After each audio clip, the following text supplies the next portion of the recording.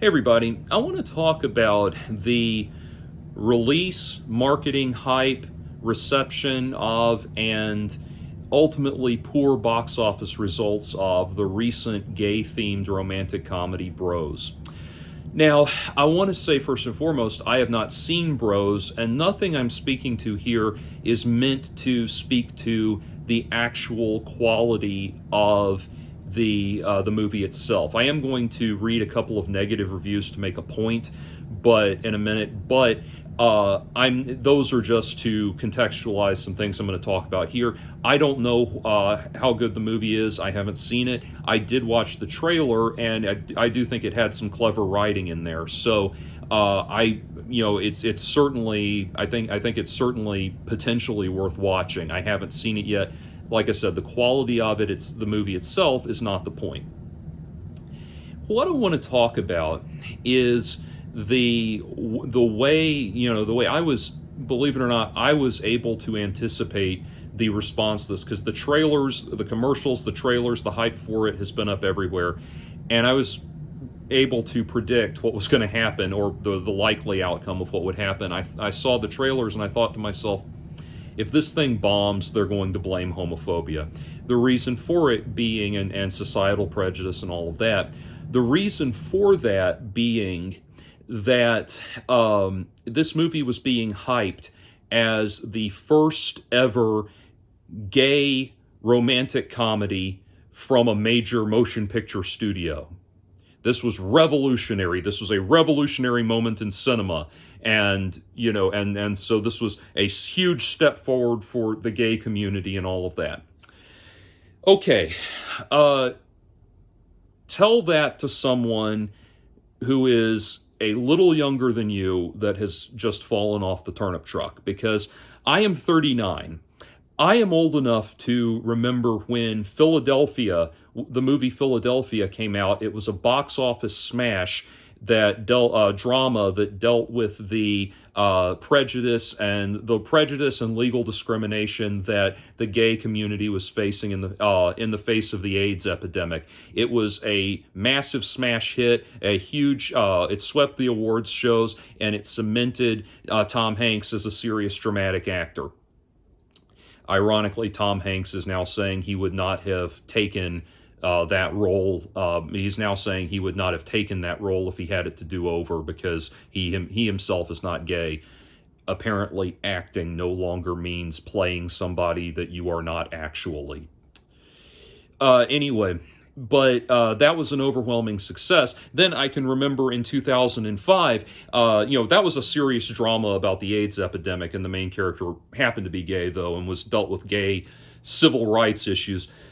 Talking about a romance, a romantic film. Well, I can remember in 2005 when Brokeback Mountain came out, and it was one of the biggest, most successful movies of the year, swept the awards show. The critics loved it. It had all kinds of cross-cultural appeal. It raked in at the box office, and it was a cultural phenomenon. So, yeah, they've already proven that there's a potential box office draw for gay romantic drama. And I know what you're going to say. Oh, that was just drama. This is a comedy, the first gay comedy to come out to be released by a major studio. Well, actually, that distinction goes to a film called To Wong Foo, Thanks for Everything, Julie Newmar, and that movie came out and held the number 1 spot at the box office for 2 weeks, and was not a huge hit, was very financially profitable nonetheless. So that doesn't really wash. But then you're going to say, oh wait, that was a comedy, but it wasn't a romantic comedy. It was a road picture. It was a buddy picture. And so this is the first gay romantic comedy to be released by a major motion picture studio. That also is not true. That distinction would go to The Birdcage, the Robin Williams, Nathan Lane film that came out around the same time as To Wong Foo, Thanks for Everything, Julie Newmar. Far from just being a reasonably successful underground film, though, that movie was released to tremendous buzz and tremendous success. It was a massive box office smash hit.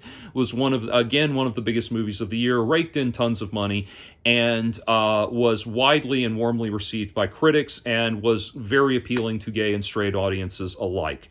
And I know what you're going to probably say. Oh, but that was a movie about a straight romantic couple within the larger gay community. No, it's not.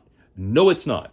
It is, the Birdcage is a Guess Who's Coming to Dinner style situational comedy of errors about a gay couple that finds themselves having to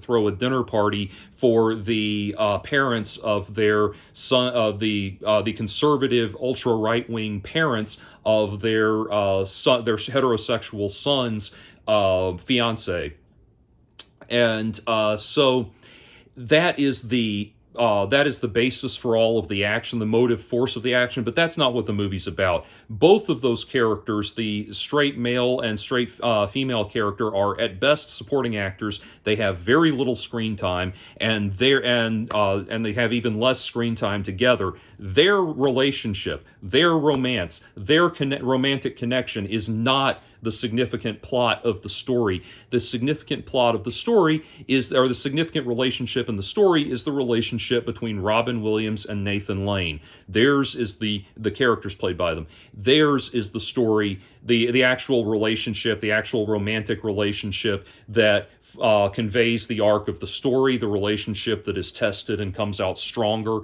as a result. And so, no, it is not the first gay romantic comedy. And I know what you're going to say, but the first one released by a major studio, right? No, actually, The Birdcage and To Wong Fu, Thanks for Everything, were both released by major studios. So, no, absolutely none of the hype about this movie is true. You are being lied to. And so that already is annoying. They're trying to set themselves up for a historical moment that they don't deserve, a historical moment that came and went 30 years ago and is a fading memory for people who already confronted the then burgeoning reality of homosexuality as a mainstream concept, embraced it, and went on with their fucking lives. So ultimately the marketing hype is completely a lie. It has no basis in reality. The thing is, the unique distinction is not any of the things that they've set it up as, because as I already established, movies that fill the bill for everything that they're trying to hype this movie up for already came out and were already successful 30 plus years ago. The reason, or the thing, is not the historic watershed moment that keeps coming around over and over again with movies like this, is people trying to create a market for woke cinema, and trying to position woke ideas and woke values, whether they be in a racial context or a gender context or a sexual orientation context, as something that people are going to that mainstream audiences are going to embrace and warm up to. That is not going to happen, and people are going to continue to be put off by that because it is incredibly off-putting. And I can tell you exactly the kind of thing that's off-putting about this movie. One area where I will speak to an example of an area where I will speak to the content of the film. In the trailer itself, one of the characters says, "Hey, do you remember straight people?" And another character says, "Yeah, they had a good run." And that's what's going to be off-putting to people. That smack in the face, that idea of yeah, we're taking over. Everything is our thing now. That attitude is always going to be off-putting to people. Yeah, if you want to, and that's the thing. Billy Eichner and company are coming out saying, quote, straight people just didn't come out for bros. They're blaming straight people for not showing up to the movie. Well, your promotional materials, and the trailer itself made clear that this is a movie for gay people that casts aspersions on straight people. So why would straight people think this was something they needed to come out and see? And here's the thing, understand there are messages in movies and other cinema, or movies and other mediums that convey a very true reality about homosexuality, which is, as they say, love is love, that love is real, and it doesn't matter whether it's occurring between a man and a woman, man to man, woman to woman, question mark to question mark, whatever. Two people fall in love, and that is a very real thing. And an example of that already occurred in one of those movies I mentioned that came out 30 years ago, and that is for example, in The Birdcage, there is one of the subplots throughout the film is that Nathan Lane's character is trying to get Robin Williams to enter into what at the time would have been, this is obviously long before gay marriage was a thing, so he's trying to get him to enter into what ultimately amounts to a domestic partnership, so that they're having the legal protections of marriage as best they can and everything. Robin Williams' character is not having it. He's not interested in it, or he's resisting it. He's open to it, but he's resisting it. And at a critical point in the movie, spoiler alert if you care, at a critical point in the movie, Robin Williams signs the agreement, signs the contract, hands it to Nathan Lane, and says, "There's only one place I call home, and it's because you're there." And that line just hits every time. It's beautiful, and it speaks to the fact that ultimately people in gay relationships want the same things as people in straight relationships, that there is this commonality there. And if you want straight audiences to come out for your movie, you need to build it up that way. You need to build it up as something that's there, as there being something there for them. Otherwise, it sounds like, let us spit in your eye and you give us money. That's the feeling that you get watching the trailer where they cast aspersions on straight people, and then we wonder why straight people didn't bother to show up for it. And that brings me to another thing. It's weird because every time and time again, I should say, time and again throughout the this whole woke era that we're living through, the message that keeps being sent out from groups that would fall under the umbrella of the woke label. The message that keeps coming out is, if you're not in one of our groups, you need to stay in your lane. You need to stay out of this culture. Don't be a part of this culture that doesn't include you. Don't try to colonize our culture. Don't try to misappropriate our culture. All of that stuff. You're never supposed to do that. You're never supposed to, you're supposed to humble yourself and recognize that this culture is special and unique to this group and doesn't include you. They don't, that you should not be colonizing this thing that's interesting that's designed for this group, etc., etc. That's been the message. The message being the message of, if you're white, don't go to the black thing. If you're straight, don't go to the gay thing. If you're this, don't go to the that thing. Over and over and over again, we're told, stay in your lane. Don't try to participate in diversity, in anything related to diversity, but of course also don't complain when everyone from diversity shows up for St. Patrick's Day, because cultural appropriation and cultural appreciation are totally not just having your cake and eating it too. But anyway, so that's been the message, this very hypocritical, exclusionary message of what ultimately amounts to segregation. And it's the attitude where there are progressives, we now have progressives calling for dormitories at colleges to be segregated by race, to be segregated by sexual orientation, etc., to have separate graduations for all of these people. And as Bill Maher so rightly put it, saying I'm not dealing with you, I'm not talking to you, is no way to run a country. Fostering division, fostering division in a country, especially one that is trying to move forward from and distance itself from its history of prejudice and discrimination, is not a good idea. And yet it's being done in the name of progress. Over and over, it's done in the name of progress, to the point that I used to go to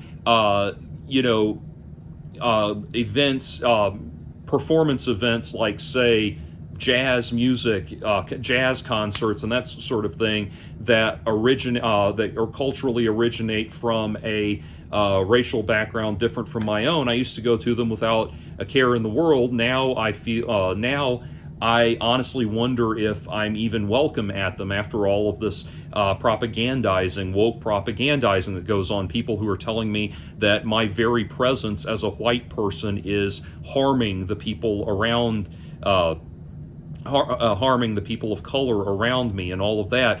And don't say that, oh, I don't think nobody's saying that. No, there actually are people saying that. Go look up it's either the 7 or the 9 circles of whiteness. I can't remember, one of the two circles of whiteness. Look it up. I mean, this is out there.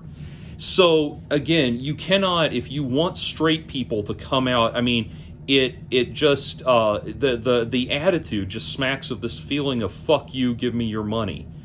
If you wanted straight people to come out for your movie, one, don't bloody their nose and then expect them to come out, and two, there needs to be something in the movie for them. There needs to be something that will appeal to them.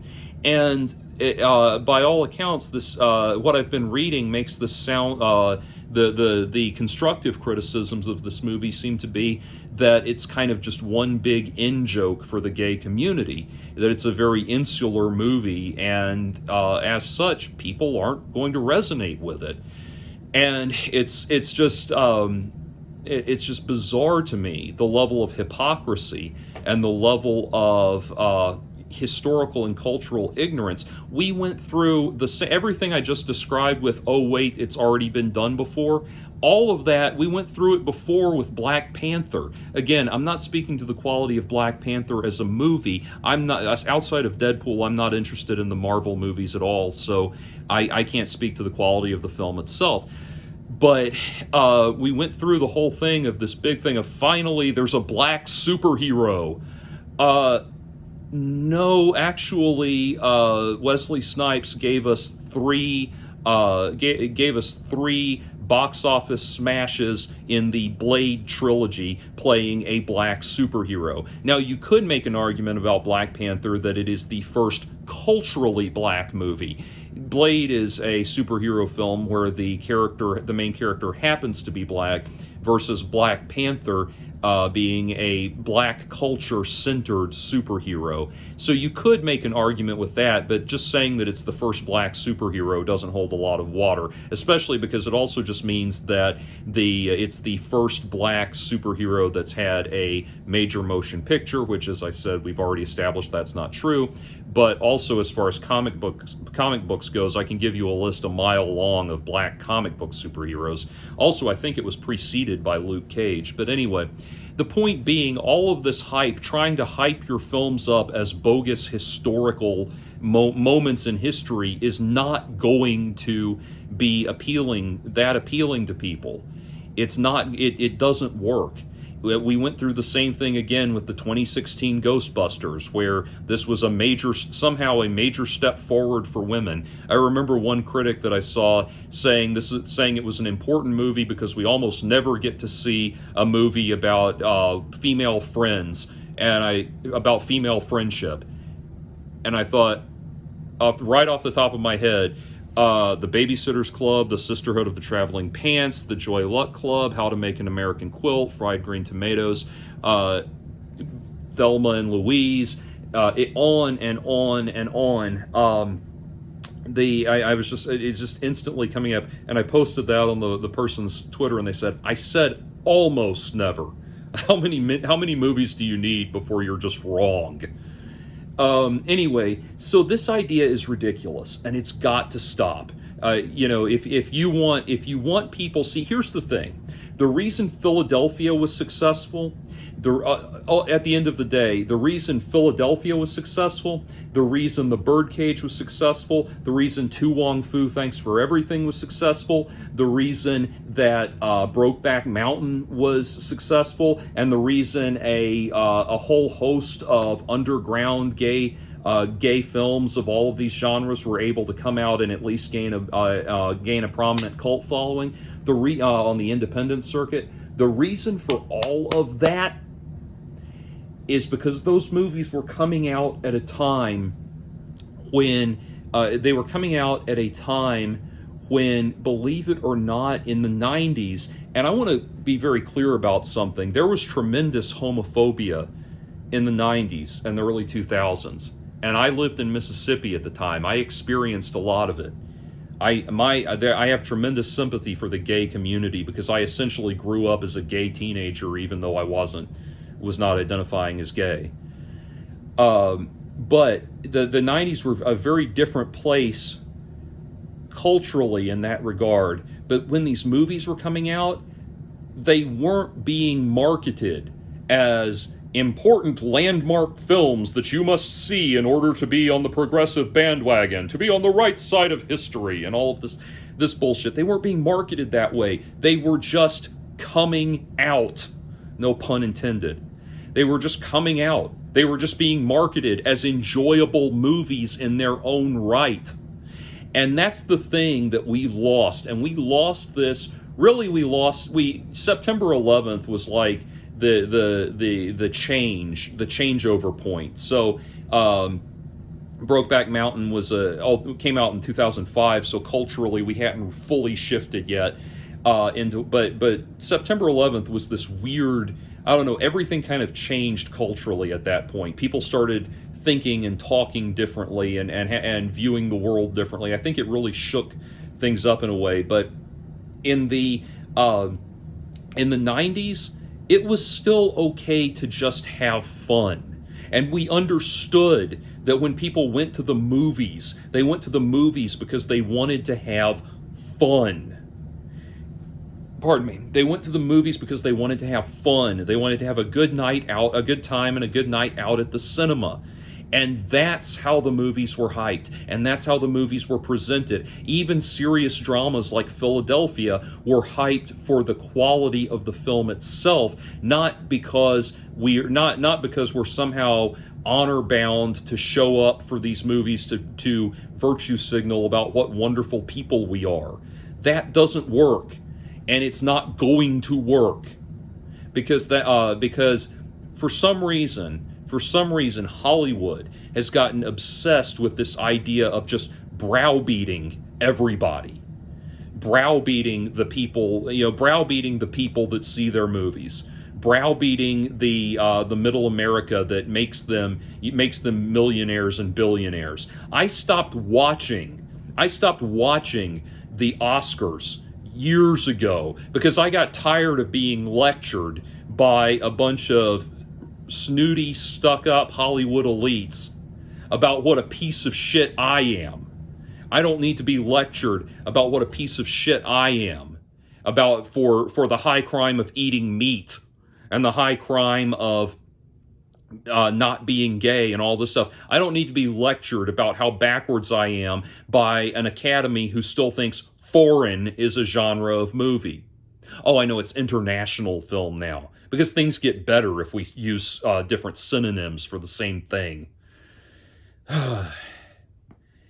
So it's kind of like Burke Breathitt in Bloom County pointing out that, culturally speaking, people of color is a politically correct statement, but colored people is politically incorrect. They literally are the same thing. Anyway, and I get that there's negative connotations associated with the phrase colored people. I understand that. But I don't know how, like, the of kind of softens the statement or something so it doesn't hit as hard or something. I don't know. But anyway, yeah, this movie failed because Hollywood has its head up its ass. because Hollywood thinks that it can go around telling people what movies to see. And it's funny, every time Hollywood tries this, every time they try this thing where it's like, here we are telling you what movie to go see.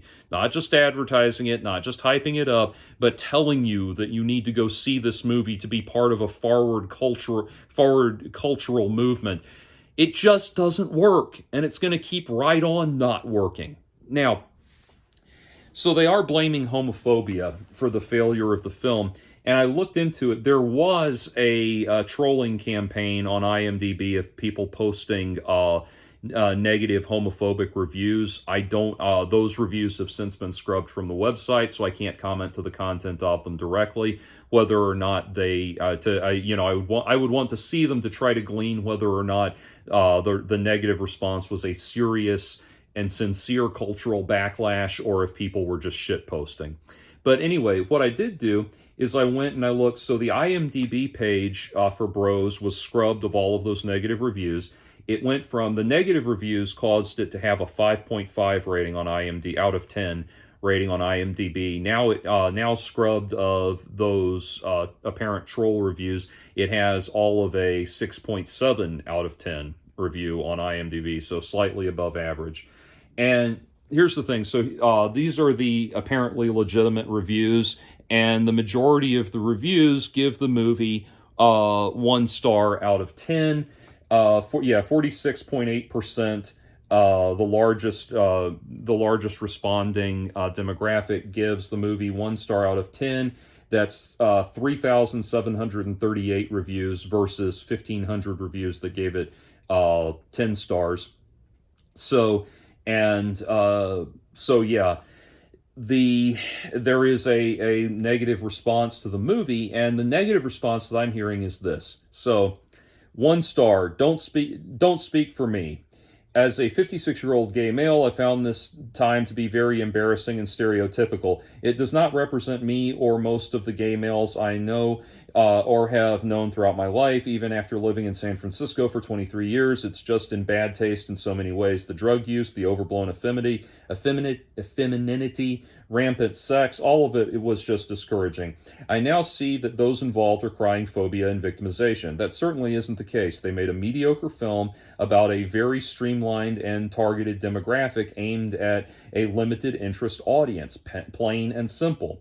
It's simply boy meets boy love story wrapped in sad attempts at humor by marginalizing everyone who isn't a male, even though 90% of the males in the film act Nelly and effeminate. I really thought the gay community was past this, but the creators of this horror show have shown me that we aren't. 1 star, an unfunny embarrassment to the gay community. I was looking forward to seeing this movie largely because of the producers and other films in the hype commercial. I'm sorry, let me read that again. I was looking forward to seeing this movie largely because of the producers' other films in the hype commercial. So I went to a pre-screening. I guess producing isn't about talent. This flick is horrible. No one is good in this. No one would say this is a good film. It's poorly directed, unfunny, and downright dumb. It's also boring. None of this has to do with the gay theme. The movie is simply horrible and an embarrassment to the gay community. And is Deborah Messing so desperate to cling to relevancy that she had to be in this movie? It didn't work. You attached yourself to garbage. Whomever wrote this should never work again. They are untalented. Worst movie so far this year. 3 out of 10 stars. I lost 90 minutes of my life. If this was supposed to be the definitive big screen gay comedy, it failed. As with almost every film, it's primarily due to the script, which is boring. Luke McFarlane is a good drama school trained actor. I've seen him in many productions. Billy Eichner seems to play the same character on and off screen, loud and fast talking. He's 6'3" tall, 6'3" tall, and he doesn't need to be loud. He's a motor mouth in the film, like he's on amphetamines, which gave me a headache.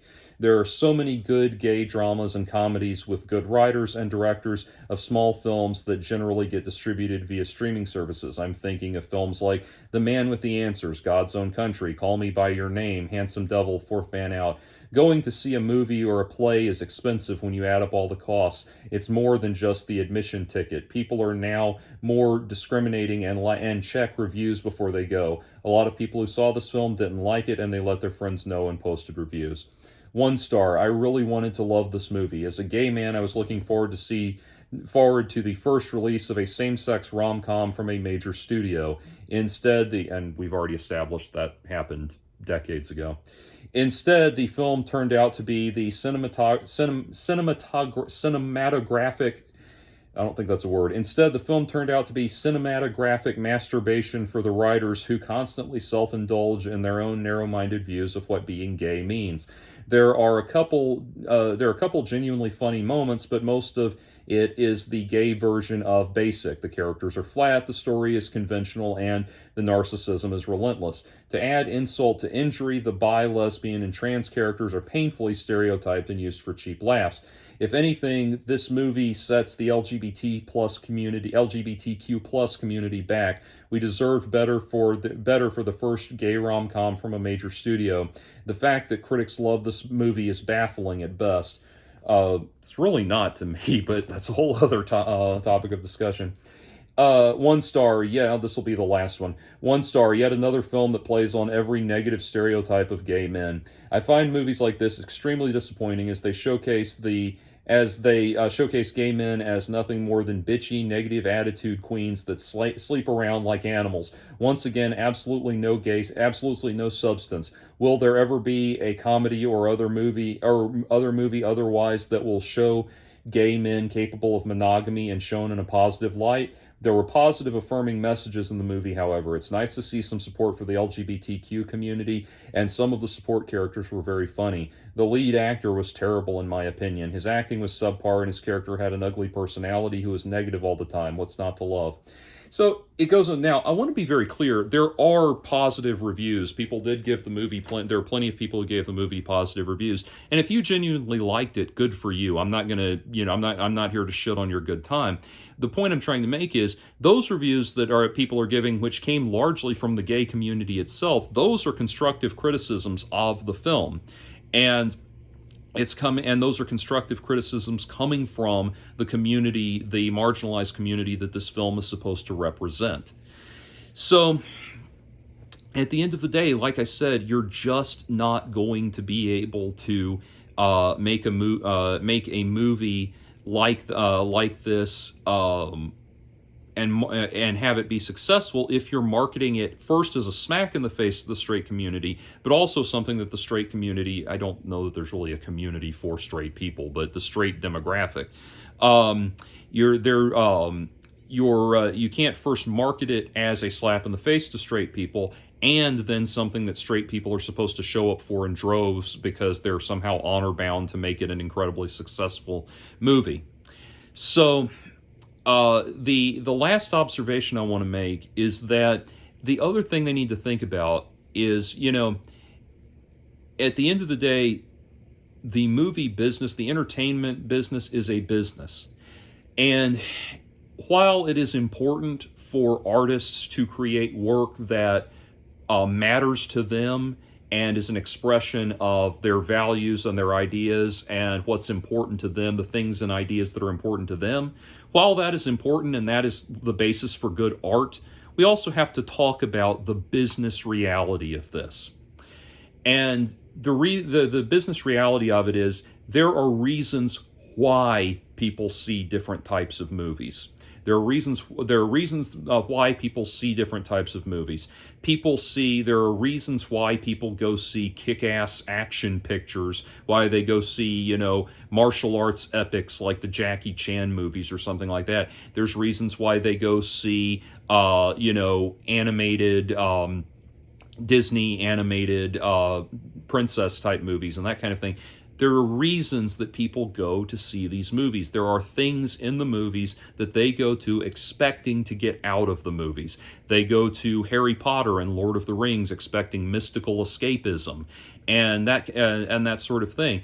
And so if the movie does not deliver on what people are going to it to see, they're not going to respond well to it. They're not going to get what they wanted out of it. And I bring that up because why do straight people go to see straight rom-coms? Because because they are looking for something they can directly relate to in in what's going on in their relationships. They're looking for a date night movie that they can take their girlfriends to or their boyfriends to. They can go see as a couple and get something out of it for their relationship, and have the flames of romance stoked in their own lives. Now, yes, what I stand by what I said about the Birdcage, how it delivers that very poignant message about how love is love, and that the feeling is ultimately transcendental. But the feeling of love between people is ultimately transcendental, and that we can all relate to that. But a straight date night movie is meant to be geared towards or straight rom-com is meant to cultivate an audience among straight couples that want to go see it. Look at, for example, a rom-com like Tyler Perry's Why Did I Get Married, which features a cameo from yours truly. Go look it up. Not kidding. Anyway, but Tyler Perry, Why Did I Get Married? It is very obviously a rom-com targeted at heterosexual black couples. That's who they made it for, and it's designed specifically to appeal to that demographic culturally. And so that's the reality of this sort of thing. There's just while straight, I'll give you an example. Something in that I saw in the trailer for the movie is there's some characters talking about being in a throuple. And a throuple is this term for people that are in three-way polyamorous relationships where it's not just one person. It's not just one person seeing multiple people. All of the people involved are mutually in a three-way relationship. And so the term for that is throuple. Okay, throupling is almost exclusive to the gay community. Straight relationships are wired very differently. And while certainly, yes, there are polyamorous straight couples out there, and there are, polygamous families where the man has multiple wives, that's really not the same thing, because it's just him having multiple wives. It's not them exchanging any kind of love and intimacy. The wives exchanging love and intimacy between each other. While those things do exist, by and large, if a straight couple has a threesome, it's going to be somebody they bring in that's separate from the actual relationship. And I know, you're probably going to write in some, one of the lunatics and insomniacs that watches my videos is going to write in and say, oh, but my wife and I actually have a third woman that we bring in all the time. Yes, that's why I said by and large. Be honest. Throuples are not something that have caught on with the straight community by and large. And so it's not a straight cultural concept. Because among heterosexuals, you're inevitably going to have competition between the two people involved of the same sex. Between the men or between the women, there's going to be competition there most of the time. Most of the time. And so that's just not something that, if you want to put it in a movie, fine, great, go for it. I am not in favor of censorship at all. You want to get it out there, do it. But by and large, heterosexual relationships just don't work that way. Most of the time, if men and women are going to have a threesome or something like that, it's a hookup experience. One of the two people in the couple wants to experiment with it and have the experience of a menage a trois and that kind of thing, but it's not something that's manifested as an ongoing relationship. So it's stuff like that. You're making a movie that's not going to resonate with what straight couples are experiencing specifically in their relationships. So anyway, those are my closing thoughts on Bros.